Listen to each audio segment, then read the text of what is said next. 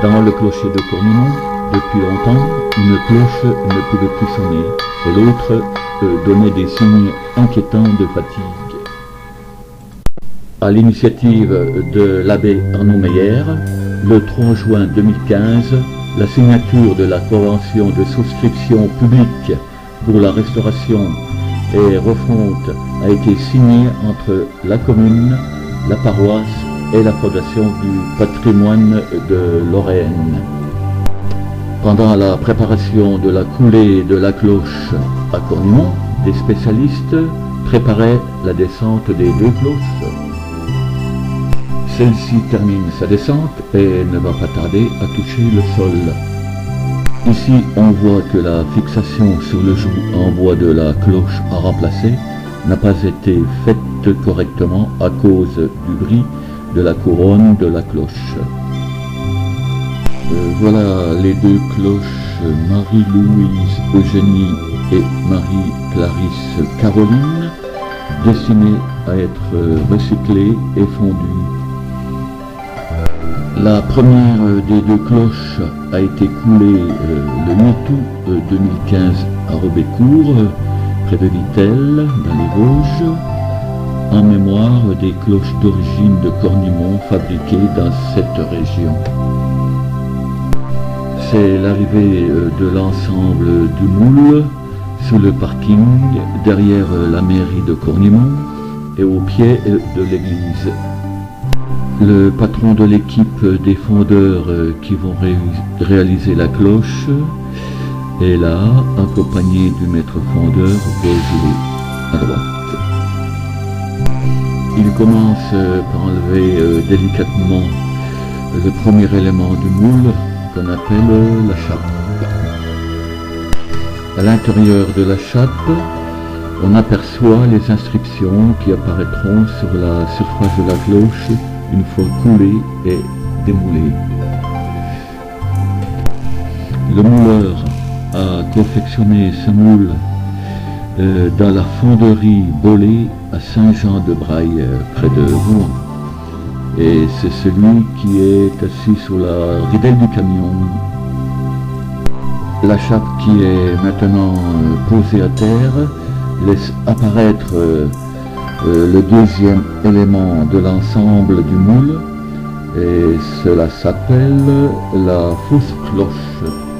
Elle peut être brisée pour la retirer, car elle ne servira pas pour la coulée de la cloche. En effet, son retrait laisse un vide entre la chape et le noyau du moule.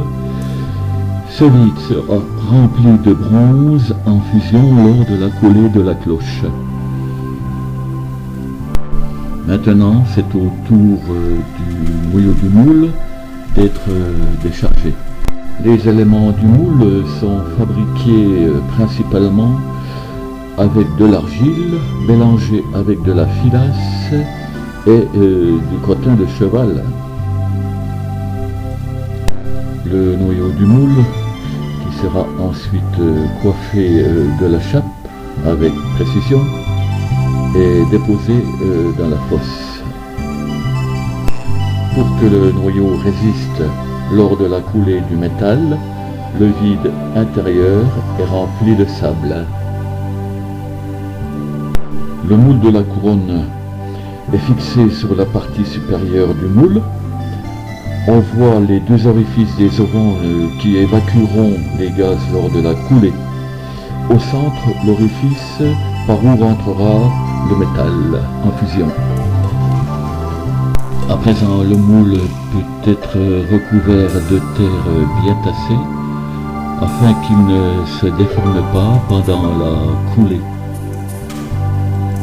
Les deux fours sont fabriqués sur place. On voit les briques réfractaires qui vont envelopper le creuset et derrière le brûleur.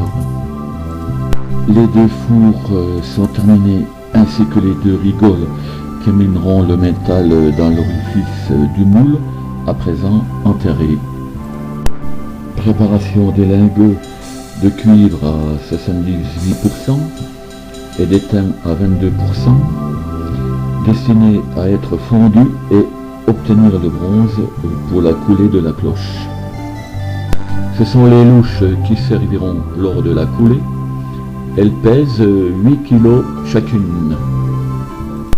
Pour éviter que les briques n'éclatent sous la chaleur du métal en fusion, les rigoles ont été chauffées avec du charbon de bois.